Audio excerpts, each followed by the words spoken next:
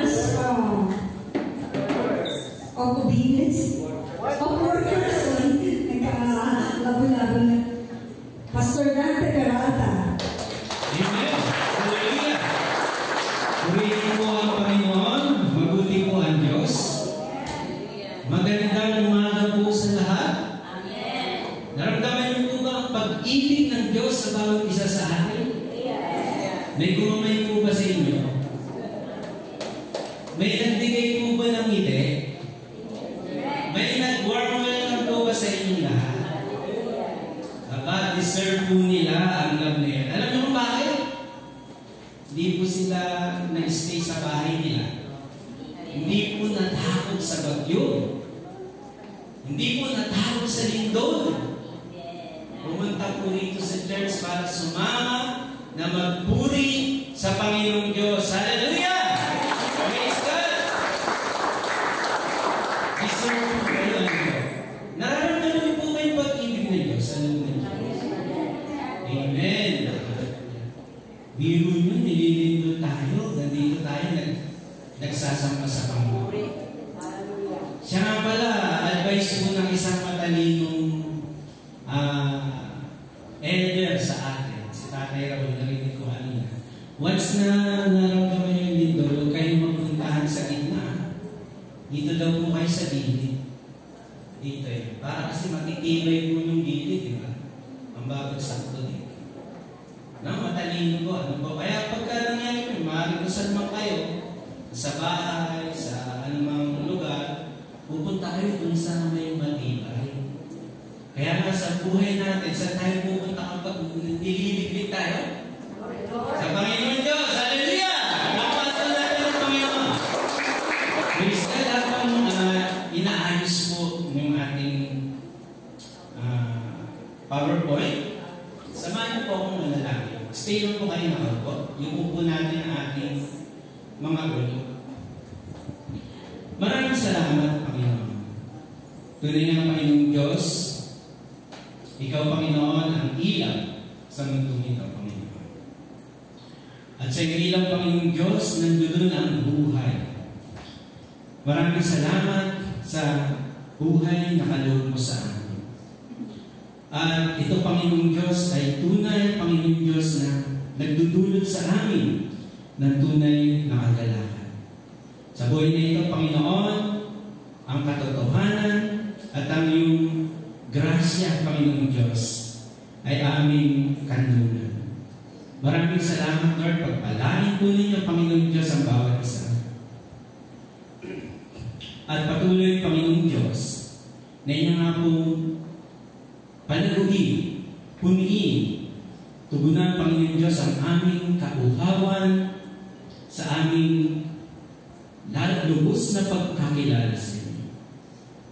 Nawa ang bawat sa Panginoon ay lumago, maging matibay, at mamuhay gaya ng pagkapamuhay ng aming Panginoon Jesus. Sa iyo, Lord, ang papuri, sa iyo, Lord, ang pasasalamat. Lord, ito'y aming mga puso, liwanagan mo ang aming isip, at ibuhos mo ang pagpapala sa pamamagitan ng iyong mga salita at ng banal na Espiritu Santo. In Jesus' name, Amen. Amen. Amen. God bless us po sa mga isa. Next week po, tayo po ay natapos sa unang linggo. At ito po ay yung obedience. Harvest of obedience. Ngayon po ay harvest of worker. Pansinin po ninyo yung sentence. Harvest ng worker. Meron ba na harvest na worker? Nakita na po ba kayo ng punong worker? Di ba, no? Bakit kaya ganito yung ating topic? No? Na mag-aani ng mga manggagawa. Sa palagay ninyo, bakit po, posible po bang mangyari ito? Posible bang mangyari na, wow, umani tayo ng mga manggagawa? At kung ano man ang iyong iniisip, maaaring tama po. No? Subalit, para mag-ani po tayo ng sagad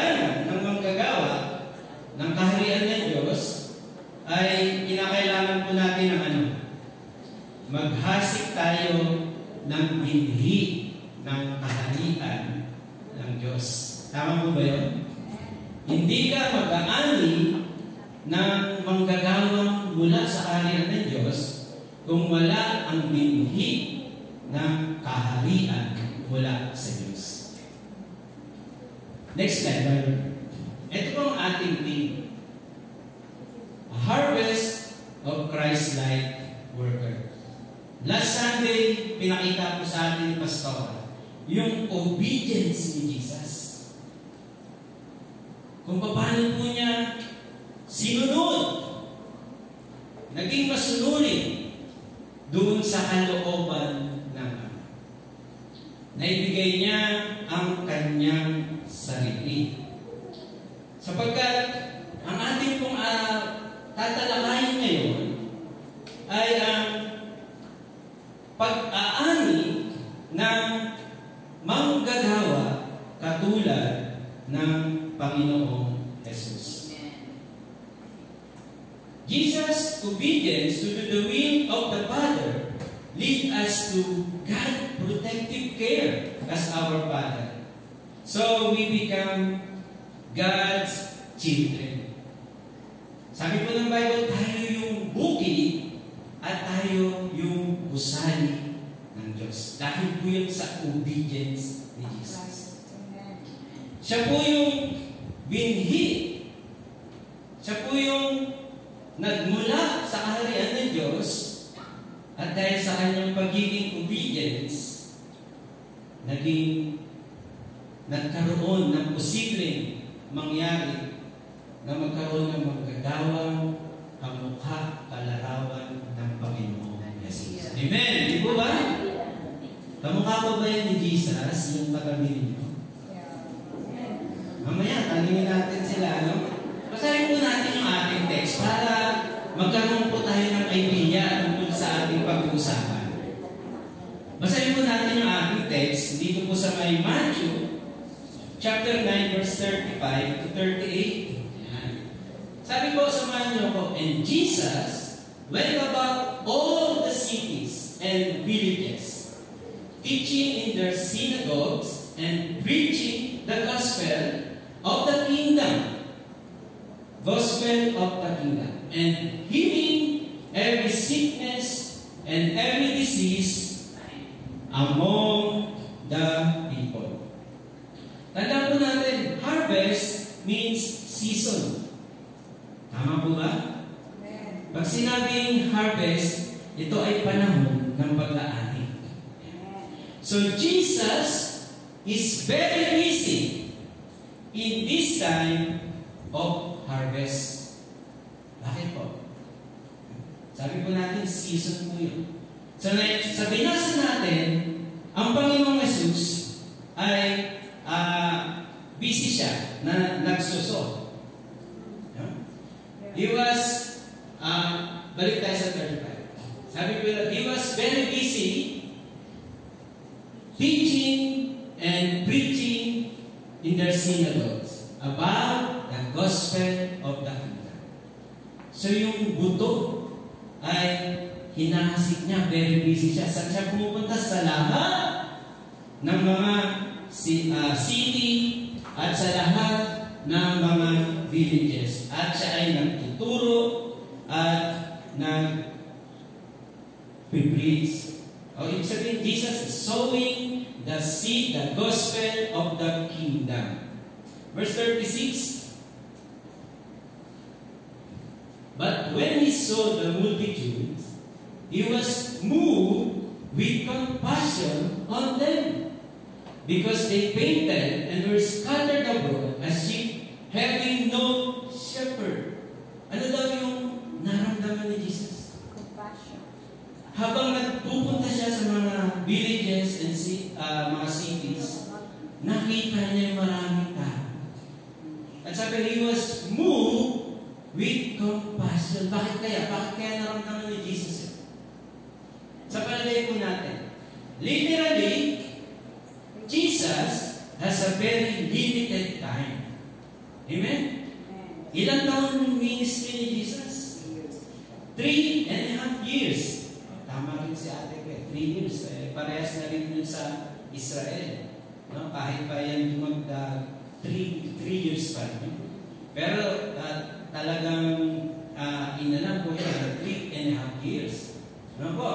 So, nakita niya mga tao, they are painted and were scattered abroad. They are like sheep without a shepherd. Bakit?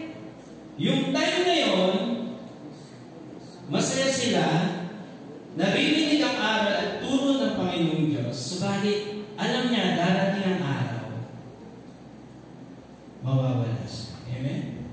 They are very limited time. Kaya nga, he was very busy preaching, he was very teaching, and he was very busy healing all the sick and the diseases.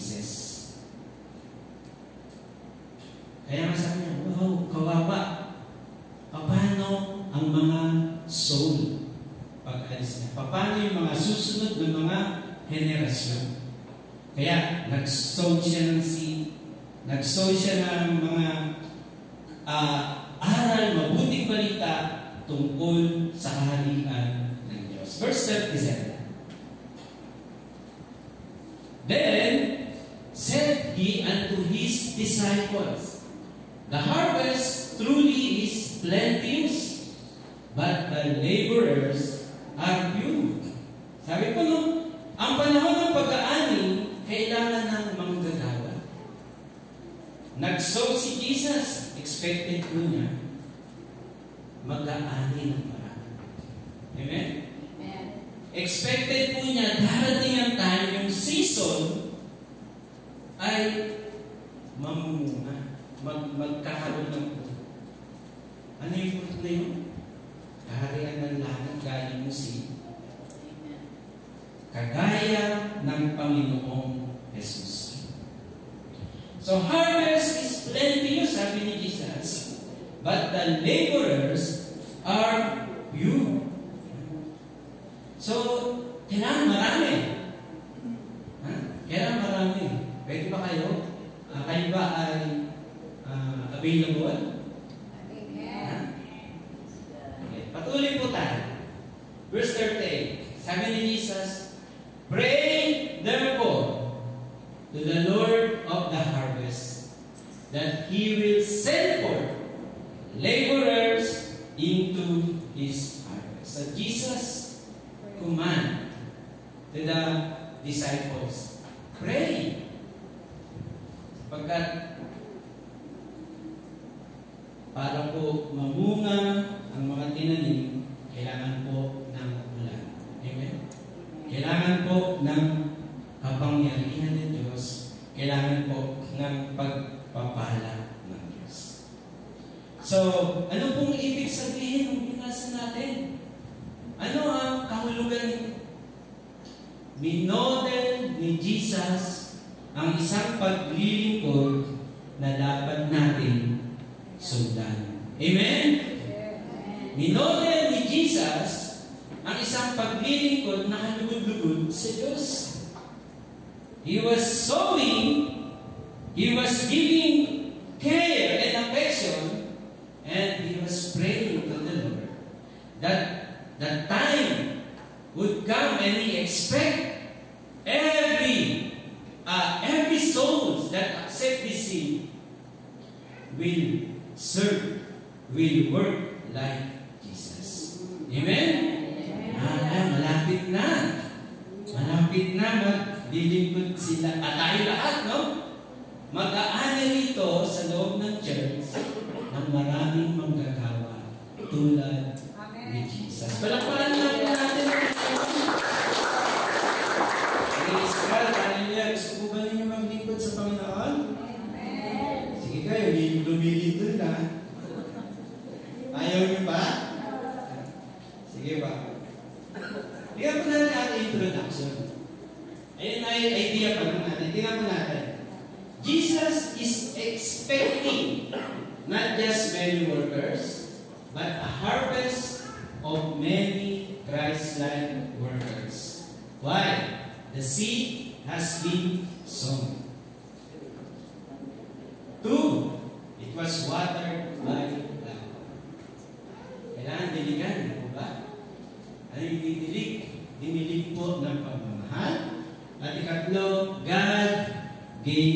the increase. The prayer has been heard and the prayer has been answered. Pagpalain po tayo ng Panginoon. Hallelujah! Palakpan po muna natin ang Panginoon. Praise God! Expected ng Panginoon. Ang lahat po ng narito ay maglilingkod sa kapurihan ng Diyos. Amen! Hallelujah! Praise God! Unang-una po, ano pa?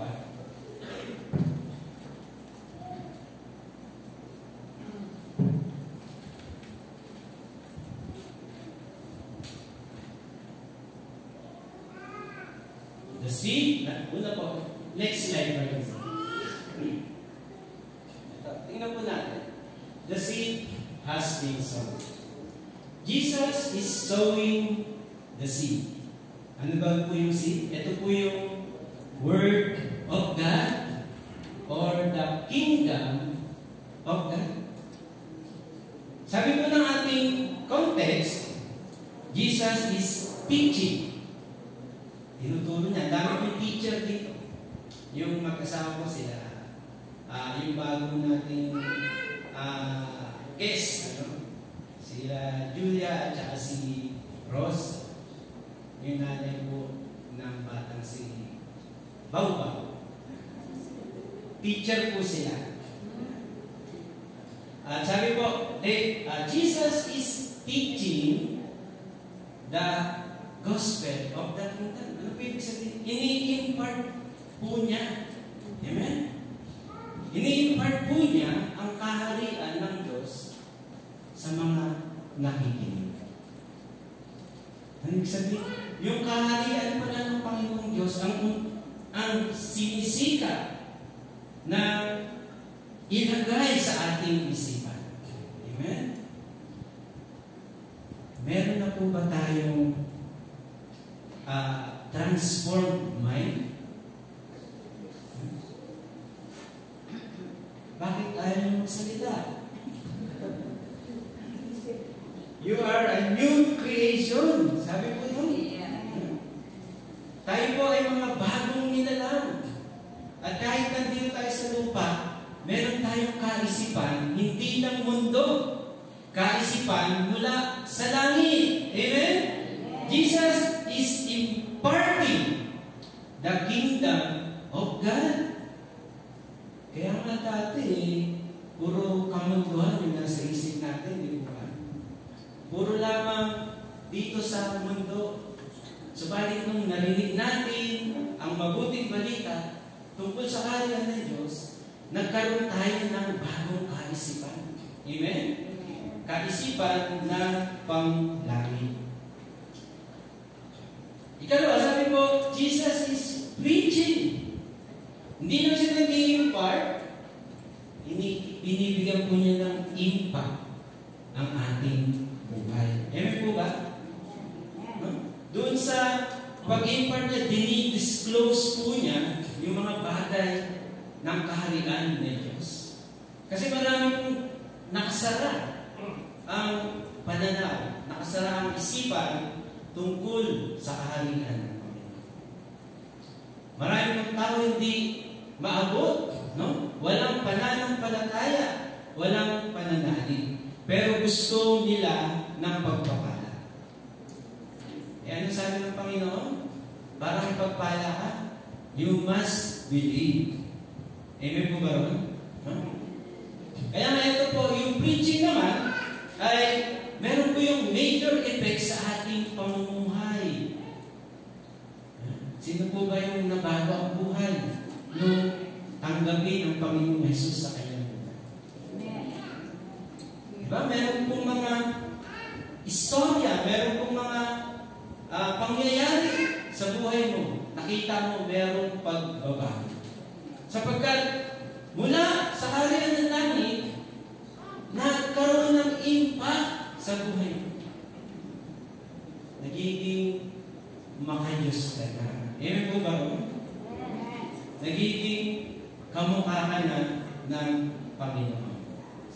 So meron itong major impact sa ating buhay may direct na impact sa bawat isa.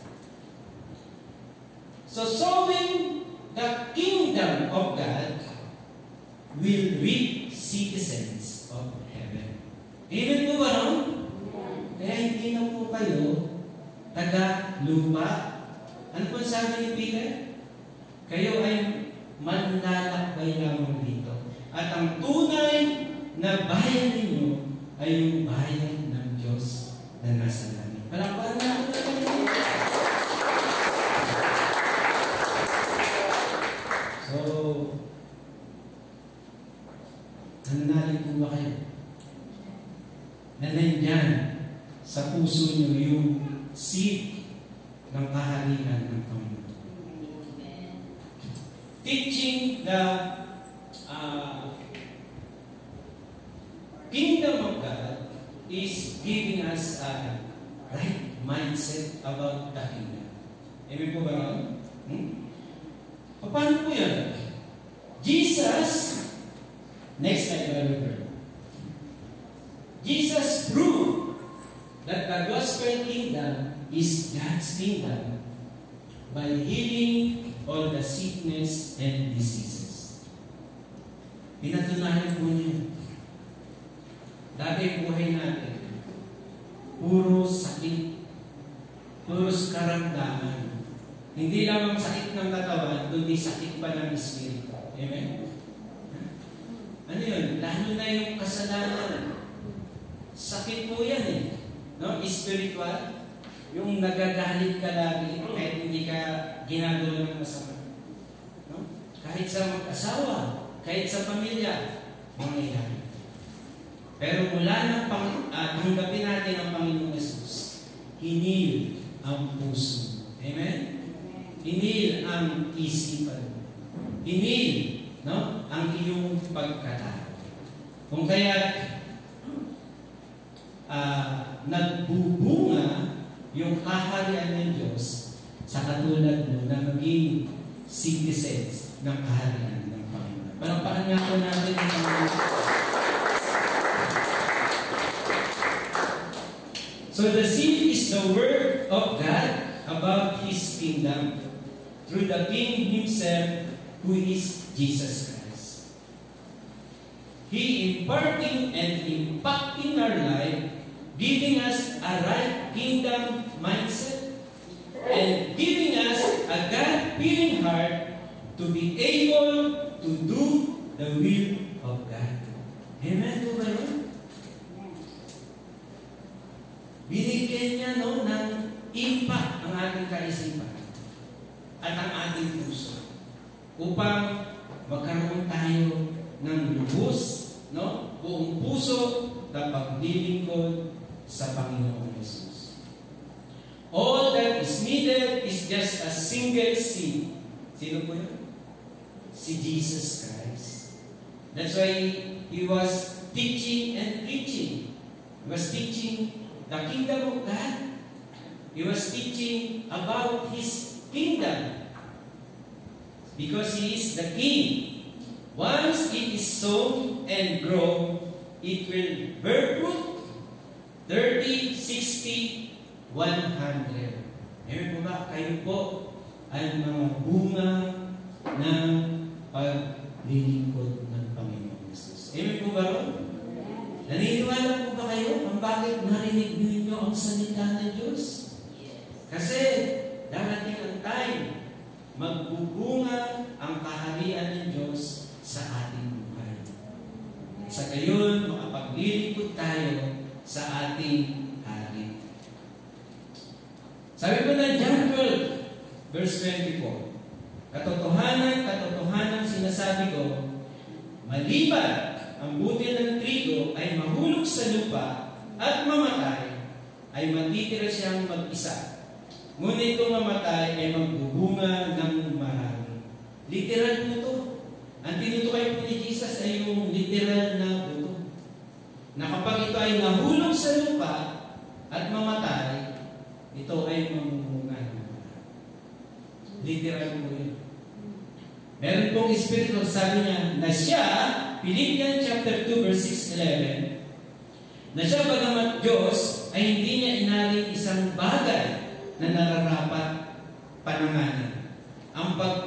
pagpapalagay niya sa Diyos. Kundi, bagkos ay hinubad niya ito at nag-anyong alipin, nakitulad sa mga tao, at palibhasa ay nasumpungan sa anyong tao. Siya ay nagpakababa sa kanyang sarili, na naging masunurin hanggang sa kamatayan, sa cross, kaya siya naman ay pinakadakilan ng Diyos at siya ay binigyan ng pangalang lalo sa lahat ng pangalan, upang sa pangalan ni Jesus ay iluhod ang lahat ng tuhod na nangasa langit, nangasa ibabaw ng lupa, at nangasa ilalim ng lupa, at upang ipahayag ng lahat ng mga dinala ni Jesucristo at ng lahat ng dila na si Jesucristo ay Panginoon sa ikalaluwalhati ng Diyos Ama. So mula sa langit, iniwan niya at namatay para sa atin upang ang sino man na tumanggap sa Kanya ay pagkalooban maging anak ng Diyos. Citizens ka. No? Itinaas ng Diyos ang lahat ng susunod sa Kanya ay inaaring citizens ng kaharian. Wow! Anong citizens po ba tayo? Philippine, may American po ba dito? Brother Ricky. American citizen. Amerikano siya eh. Di ba ginagalang niya yung Amerika? No? Yeah. Yung Philippines, ginagalang ba kung saan? Yes. Pero, isipin mo ninyo, citizens po kayo ng heaven. Yes. You should be proud. Amen? No? Darating ang time. Makakasama mo ang iyong hari at mananahan ka sa kanyang kaharian. You should be proud. Amen? Praise God. Ano po sabi? 1 Peter chapter 1, verse 24-25. Sapagkat ang lahat ng laman ay gaya ng damo, at ang lahat ng kanyang karangalan ay gaya ng bulaklak ng damo. Ang damo ay natutuyo at ang bulaklak ay nalalanta, datapwat ang salita ng Diyos ay mamamalagi magpakailanman. At ito ang salita ng mabuting ipinangangaral sa inyo. Ano ba ibig sabihin? Maaaring lumipas ang panahon natin. Marami na, no? Anong 19 tayo ngayon? 20. May 19, may 18. Sabi po, yung time no, ng harvest ay maaaring matapos. Subalit may magsisimula ulit. Ewan po ba? Ang tinatawag po dito, maaaring mag-reproduce po ang salita ng Diyos sa pamamagitan ng mga tao na magsusow ng seed na nasa kanila na walang iba kundi ang Panginoon Jesus. Amen po ba? Na? Gusto niyo po bang maglingkod sa Panginoon? Ang paglilingkuran po natin ay karapat-dapat yung kanyang salita. Sabi, ang karangalan ng tao parang bulaklak, subalit ito ay nalalanta. Subalit yung seed, no? Ito ay magre-reproduce. Amen po ba ron? Tutubo muli pagdating ng time. At nang pagdating ng season, meron na naman maglilingkod sa Panginoon. Gusto niyo po ba yun? Ilan taon lang po tayo? Hindi, isa. Ilan taon na? Matanda na? Tsaka lang pa tayo maglilingkod? Ha? Salamat tayo sa Panginoon. Binibigyan tayo ng time, ano? Ay, mga bata, kailan tayo maglilingkod? Ha? Pag matanda na? Ha? Ay, mga mag-asawa, kailan maglilingkod? No? Ito po yung ating i-reproduce, walang iba. Sabi po, yung salita ng Panginoon, wala iba kundi ang Panginoon Jesus. Na darating ang time, pagdating ng season of harvest, meron na naman mga workers na kagaya ng Panginoon Jesus. Amen po ba ron? Ha? Praise God, palakpakan natin ng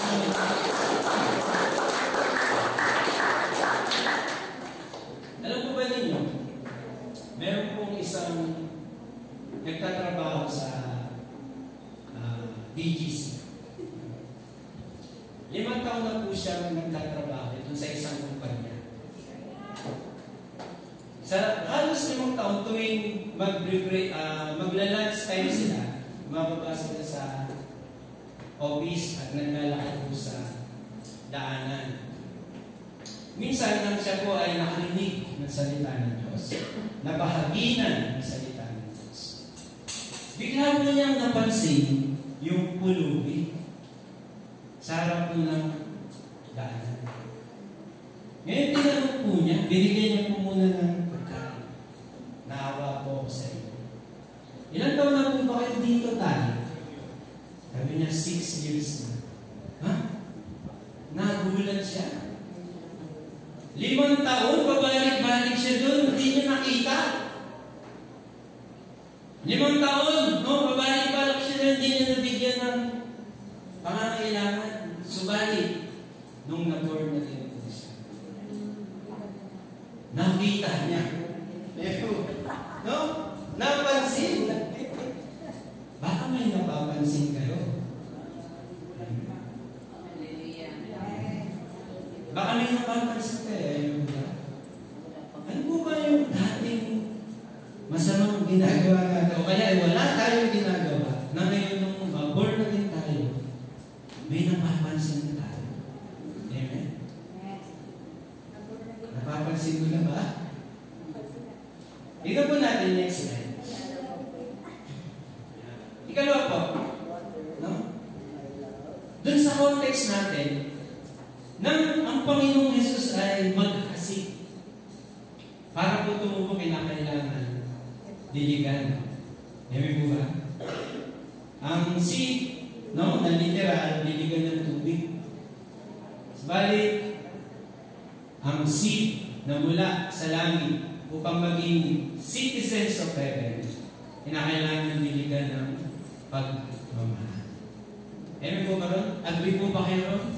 Sino hindi rito nakadama ng pagmamahal? Nadadama niyo ba yung pag-ibig ng Diyos?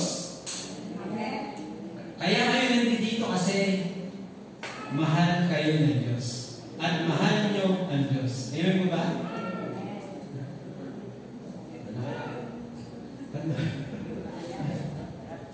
Sige. No? Sabi mo ron, He was moved with compassion.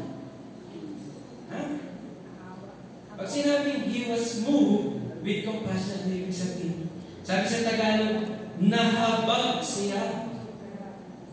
Paano po yun? Parang, yung una, siguro nakikita niya, naawa siya doon sa pulubi, ibo ba? 5 taon, pabalik-balik siya. Ay, kawawa naman. Ay, kawawa naman. 5 taon, puro kawawa naman. Meron nung nakadama ng pag-ibig ng Diyos. Kahit po kayo, mahal po kayo ng Panginoon. No? Ibig sabihin, naramdaman niya. Naramdaman niya at dahil naramdaman niya, gusto niyang tumulong. No? At siya ay makadama ng pagmamahal. Amen po ba? He wants to express, no, the love from Jesus doon sa pulubi. Amen po ba? No? Kasi ayun naramdaman niya yung pagmamahal. He was moved with compassion. Ito po yung nararamdaman ni Jesus. Pag sinabi pong move, yung nararamdaman niya, nararamdaman mo rin. Kung saan siya nakatayo, doon ka rin nakatayo. At pag sinabing we, may connection yan no? Kaya nga yung nararamdaman niya, nakakaisa ka. Parang kaisa ka. No? At sabi yung compassion, ibig sabihin yan, to suffer. Kung nahihirapan ka, nadamayan kita. Amen mo ba? Dahil naghihirap ka, ako rin makikirapan sa'yo. Yung bang nararamdaman mo nga nahihirapan din ako. Kaya itong hirap na to, gusto kong bigyan lunas sa pamamagitan kahit simpleng maliit na bagay. Amen. Amen po ba? Amen. Tingnan po ninyo switching dyan. Nung makita niya yung crowd, saan siya nagsalita? Sa mga disciple. Ano ibig sabihin? Nung sinabi niya yun, to share His burden. Amen po ba? Amen. Jesus is sharing His burden to the disciples. Amen po ba?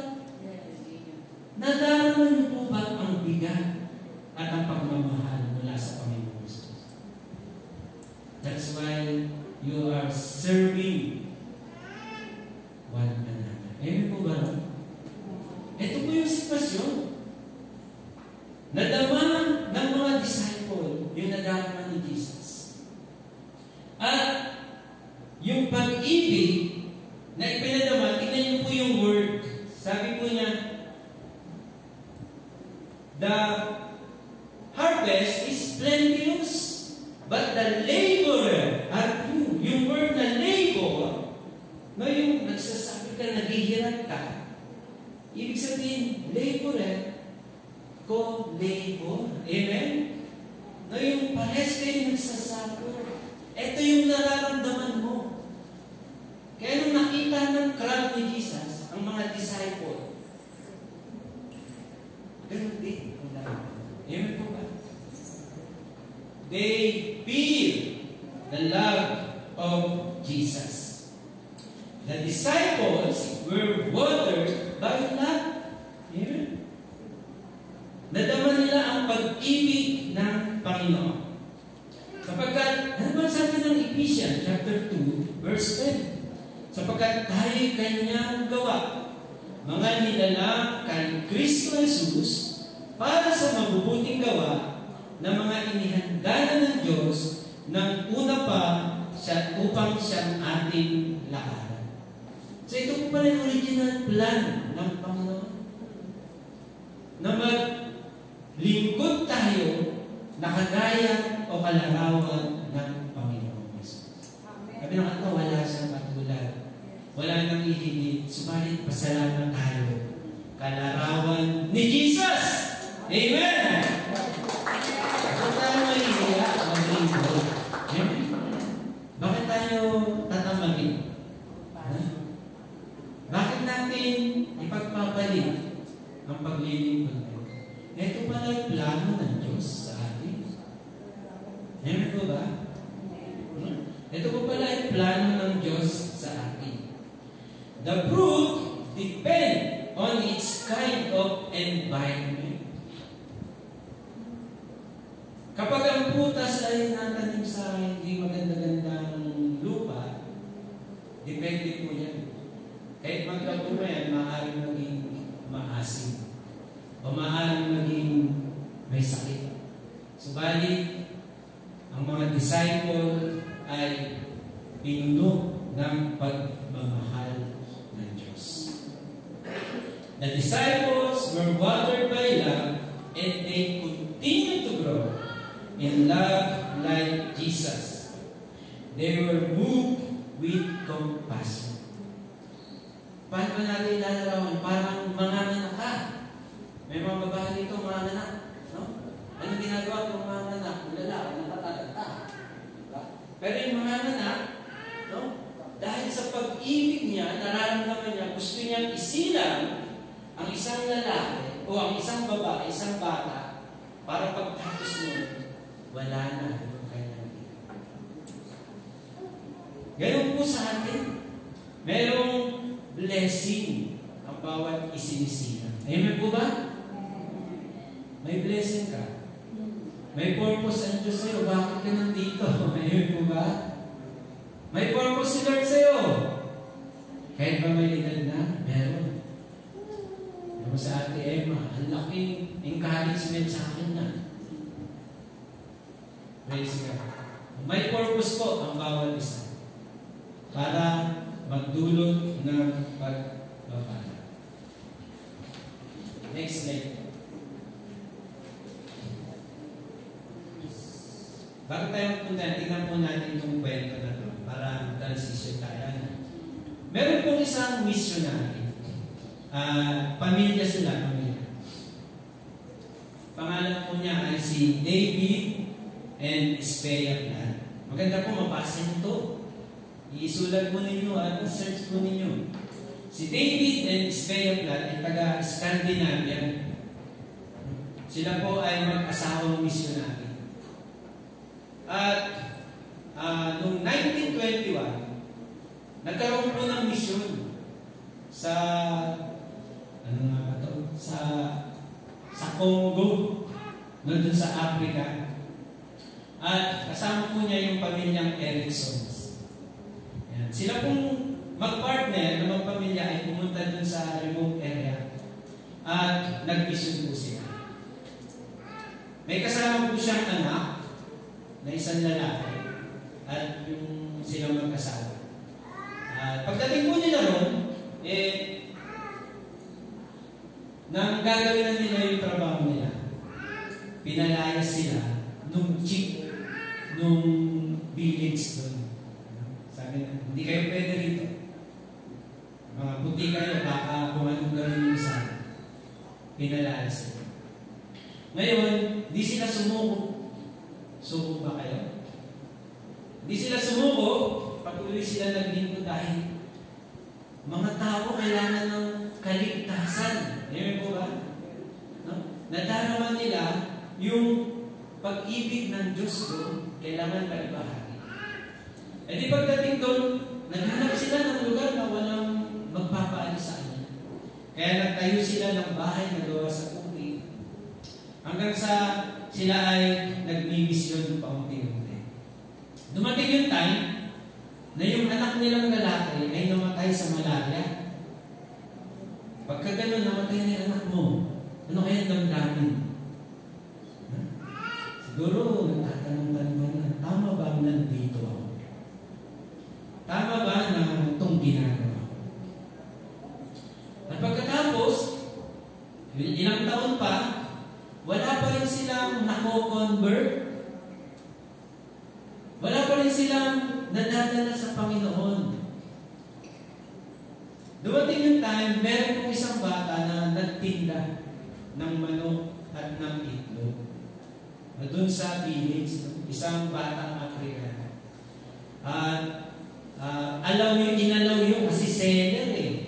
Inalaw ng jeep, sige magtinda. Nagpupunta siya doon sa mag-asawa. At pagdating doon, nasyesira nila yung bata. Nasyesira nila yung bata. Dumating pa ng mahabang panahon, ayun lang talaga yung nasyesira. At nagkaroon po ng masamang pangyayari. Namatay po yung asawa ni David, si Espea. Pero bago mamatay, nagkaroon po siya ng panganak. No? Nanganak siya at nang pagkapanganak namatay. Sabi po ni David, Lord, hindi na ako maglilingkod sa'yo. Kinuha mo lahat ng nasa akin. Pinabayaan mo ako. Hindi mo ako sinamahan. Kaya sabi niya, hindi na. Iiwan ko ng trabaho ko. Bumaba ko siya. Hindi ka, Lord, totoo sa akin. Galit ka siguro sa akin. Kinuha niya yung bata, binigay niya doon sa kasama ng Erickson. Pagkatapos ng mga 8 buwan, namatay naman po yung dalawang mag-asawang Erickson. Ang lungkot na loob. Pagkatapos, yung bata, si Adi, no, ay binigay po dun sa Amerikanong missionary. Hanggang sa lumaki po siya. Nag-teenager na siya, nag-aral siya ng college sa theological school. Meron po siyang nabasa na magazine. Nakita niya po rin yung pangalan ng nanay niya. Sabi niya, si Espea. Ang salita, hindi niya maintindihan kasi Swedish. No? Kaya nagpunta siya dun sa faculty para may mag-interpret sa kanya. Kaya nung nasabi, ito ay tungkol sa isang missionary mag-asawa, si David and Espea Plan, at tungkol sa isang batang namatay, at tungkol sa isang batang ipinanganak na babae, at tungkol sa isang batang tumanggap sa Panginoon. Nung mabasa po niya yun, hinanap po niya yung tatay niya. Pinuntahan po niya kung saan naroon yung tatay. Kasi yung tatay, failure siya. Akala niya, pinabayaan siya ng Diyos. Galit na galit sa Panginoon. Sabi, kinuha mo lahat, Lord. Nireject niya si Lord. Nagkapamilya po siya. At sabi niya, yung rule niya sa kanyang bahay, huwag na huwag babanggitin ng pangalan ng Diyos. Ang sakit. Ang hirap, di ba? Pero nung mabasa niya po yun, dinala niya po sa tatay niya. Sabi ko niya sa tatay niya, Pa! Kailanman hindi nagkulang sa atin siya. Nung makita niya ng tatay, tumingala sa langit, umiyak at nagsisi sa kanya. Failure ba si Lord? Ha? Sa palagay ninyo, magpipail ba si Lord sa buhay natin? Sa palagay ninyo, yung kagaya ni Kristo, magpipail ba? Yung namumuhay, kagaya ng pagkapamuhay ni Jesus, magpipail po ba? Alam po ninyo, yung bata na yun, dumating ang panahon, naging Christian nung lumaki, sinay po niya, yung mabuting balita sa mga kababayan niya. Kaya nagkaroon mo ng 600 na Afrikanong mananampalataya sa Panginoon. Mabuti ba ang Diyos? Mabuti ba si Lord? At kung nagkaroon ng conference sa London, naging pastor po siya. Siya po yung representative ng village nila, 110,000 ang mga nananalig sa Panginoon. Amen? 110,000 ang mga workers ng Panginoon doon sa Africa. Nag-fail ba si Lord? Hindi po. Ano po? Bakit po kaya po itong sabi ni Jesus? Sabi po niya, God gave the increase. Kaya sabi niya, pray to the Lord of the harvest so that He will send laborer into His harvest. Amen po ba? Tingnan mo niyo yung prayer. Hindi po sa soul. Ang prayer po saan? Sa mga manggagawa. Kasi yung soul nandiyan lang po yan eh. At lagi na ma-harvest. Ang problema yung manggagawa, sabi ng Jesus, the laborers are you. So pray for the laborer. Hallelujah. Yes, Amen. Isa lang, nakailan siya? 600,000. If we pray for each other, amen po ba? Lord of the harvest, maaaring magkaroon tayo ng maraming Christ-like. Palakpan natin natin. Harvest means spiritually right. Amen po ba? Paano po ba yan? Nagtatanim tayo, dinidiligan, pero hindi natin alam ang nangyayari. Amen po ba? Sabi ng Bible. Hindi natin alam. Sino po yung nagpapalago? Si Lord. Si Lord yan eh. Ang talim. Magtanim ka, magdilig ka ng pagmamahal. Sige, mag-share ka, magdilig ka ng pagmamahal. Mapalagay ng Lord. Amen po ba?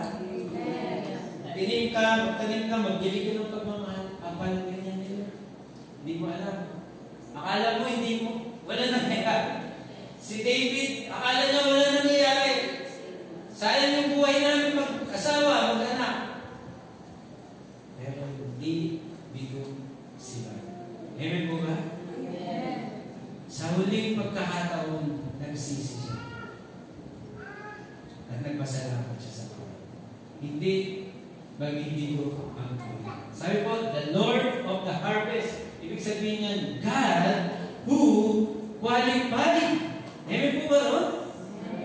Ang Diyos yung nagpapaganap. Ang Diyos yung tumatawag. Ang Diyos yung nagpapaganap. Ang nakakatakot po kasi, di po ba? Ay, kagaya ni Jesus. Bakit hindi ako ako pwede Hindi po, sabi ko, si Lord ang magpa-qualify sa akin. Ano ba sabi ng Philippians, chapter 2, verse 13?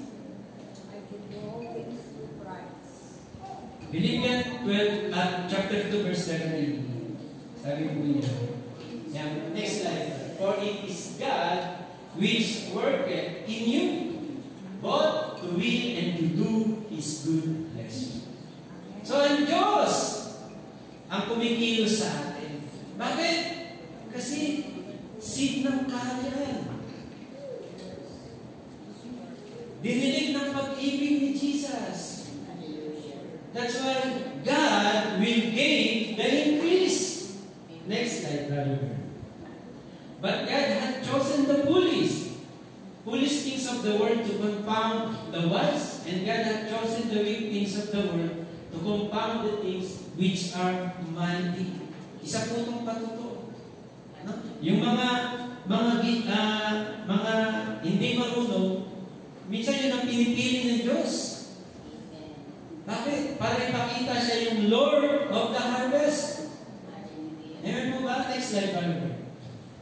And base things of the world and things which are despised, God chosen me, and things which are not to bring to know things that are, that no flesh should glory in His presence. Hallelujah. Praise God. So, John 1:17 sabi ko, sapagkat ibinigay sa pamamagitan ni Moises ang kautusan, ang biyaya at ang katotohanan ay nagsidating sa pamamagitan ni Jesus Christ. Next slide. Iba yun. Ezekiel pala. Yan. And I will give them one heart, and I will put a new spirit within you. And I will take the stony heart out of their flesh, and I will give them an heart of flesh. So si Lord ang gagawa. He is the sovereign. He is the Lord of the harvest. Yung pusong mabato, yung pusong matinik, yung pusong matigas, papalitan niya ng pusong malamig. Amen po ba? Kaya sabi, pray to the Lord of the harvest. Kaya nga, kagaya ng magsasaka, hinihintay niya yung una at huling patak ng Panginoon. Yung blessing mula sa Panginoon Diyos. Ha? Nagpe-pray siya sa Panginoon. Next slide, Lord. Tingnan po natin itong conclusion natin. Para, sabi ko, isa-summarize po natin. Sabi ko, what you sow is what you reap. A plenteous harvest is the fruit of hard labor.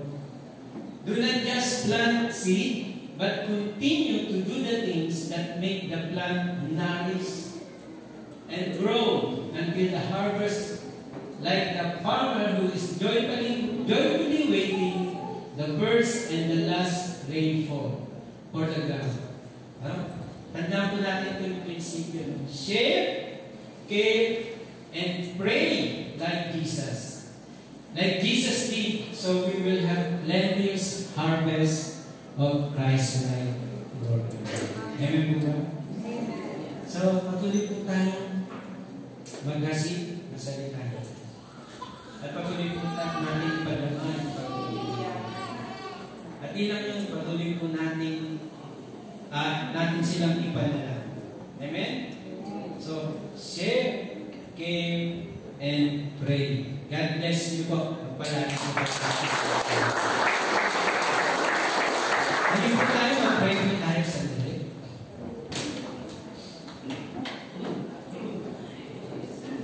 Praise God. Hallelujah. Lord, pinupuri ka namin. Sapagkat tuloy nga Panginoon Diyos, minodel mo sa amin ang isang paglilingkod na kalugod-lugod sa Ama, Panginoon. That we are sons of heaven. Because, Lord, kayo ang una. At Panginoong Diyos, kami Panginoon ay pinagkalooban mo sa pamamagitan pamamagitan ng iyong panalangin, ng iyong glory, ng iyong honor, upang Panginoon Diyos makasama ka namin, Panginoon. Lord, salamat. Pagpalain, Lord, ang bawat isa ng iyong salita. And continue, Lord, to water us your love, Panginoon.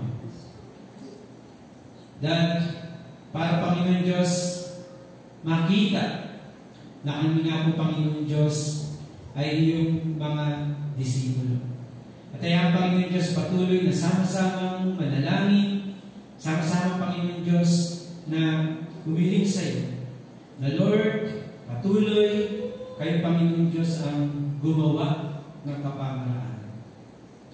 Na sa tuwing panahon ng pag-harvest, we are ready, Panginoon Diyos.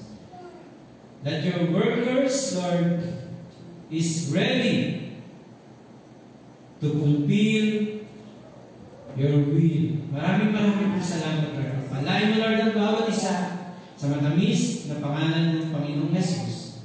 Amen. Amen. Amen.